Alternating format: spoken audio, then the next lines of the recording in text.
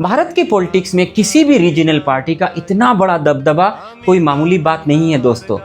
कहानी शुरू होती है 1 जनवरी 1998 को। ममता बनर्जी जो बंगाल की अभी चीफ मिनिस्टर हैं, वो कांग्रेस से अलग होती है और एक नई पार्टी बनाती है जिसका नाम रखती है ऑल इंडिया तृणमूल कांग्रेस, और इसका सिंबल लेती है जुड़ा घास फूल, मतलब ग्रास रूट लेवल से जुड़े लोगों की पहचान बनाना। दोस्तों पहले ही साल 1998 में इलेक्शन में वो 7 सीटें जीतकर अपनी ताकत दिखा देती है। हेलो दोस्तों, मैं डॉक्टर मुर्शिद। आज देश की बात में हम बात करेंगे ऑल इंडिया तृणमूल कांग्रेस के ऊपर।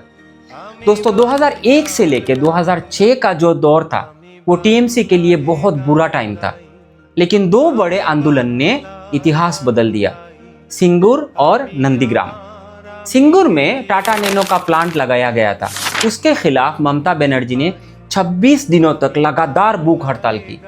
फिर आता है नंदीग्राम, जहां जमीन को बचाने की एक जंग चल रही थी और उस जंग में जबरदस्त हिंसा हुई। इस 2 इंसिडेंट ने और 2 मूवमेंट ने ममता बनर्जी को एक स्ट्रीट फाइटर से एक मास लीडर बना दिया था। उनका नारा था माँ माटी मानुस। ये हर गरीब की आवाज बन गई थी। दोस्तों साल 2011 आते आते टीएमसी ने बंगाल के इलेक्शन में अपनी परचम लहरा दिया था। 2011 के इलेक्शन में असेंबली इलेक्शन हुआ था, वहां टीएमसी ने 34 साल के जो लेफ्ट फ्रंट गवर्नमेंट वहां बैठी हुई थी उसको उखाड़ के फेंक दिया और वो बन जाती है वेस्ट बंगाल की पहली महिला चीफ मिनिस्टर। 2016 से लेके 2021 में खेला हो बेनारे ने उनको और ज्यादा फेमस कर दिया और उनकी स्ट्रेंथ बंगाल में और मजबूत कर दिया।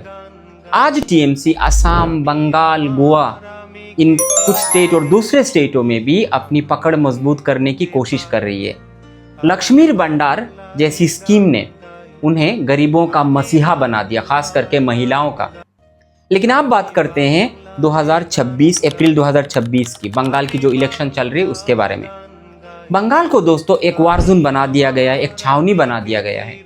होता है बंगाल में इस बार 2 फेज की इलेक्शन हो रही है और जबरदस्त टर्नआउट होती है, 92% वोटिंग होती है वहां। ऑपोजिशन पार्टी जैसे बीजेपी हर कोशिश कर रही है कि ममता बनर्जी को इस बार हरा दिया जाए। लगभग 2.5 लाख सेंट्रल फोर्सेस वहां तैनात है। बंगाल में हर कोने में आपको सैनिक दिख जाएगा। एनालिसिस्ट कहते हैं कि टीएमसी के वोट काटने की बहुत कोशिश की गई है, जैसे एसआईआर का मामला।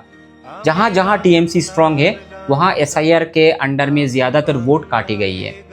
असली ट्विस्ट ये है कि दोस्तों अगर इतने दबाव, साम दाम दंड भेद के बाद भी अगर ममता बनर्जी जीत जाती है, अगर तृणमूल कांग्रेस जीत जाती है और वो चीफ मिनिस्टर बन जाती है, तो वो एक अकेली शक्ति बन जाएगी जो मोदी गवर्नमेंट को टक्कर दे सकती है। इतना कुछ होने के बावजूद भी, इतना दबाव होने के बावजूद भी मोदी के सामने एक ही ऑप्शन रह जाएगा, ममता बनर्जी।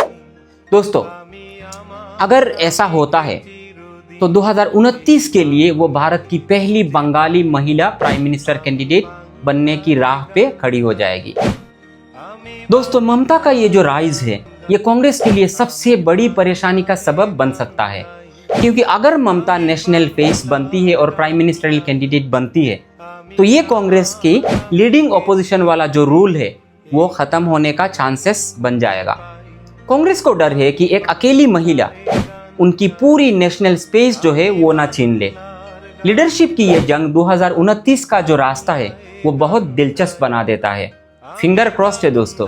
क्या 2026 का रिजल्ट दिल्ली की कुर्सी का रास्ता तय करेगा?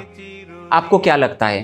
क्या इतने ऑपोजिशन, इतने दबाव के बावजूद भी दीदी का जादू चलेगा? कमेंट में ज़रूर बताइएगा। अगर ये वीडियो इन्फॉर्मेटिव लगे तो लाइक, कमेंट और शेयर कर दीजिएगा और मेरे यूट्यूब चैनल को सब्सक्राइब कर दीजिएगा, जिसका लिंक मैंने कमेंट बॉक्स में डाल दिया है। जय हिंद दोस्तों।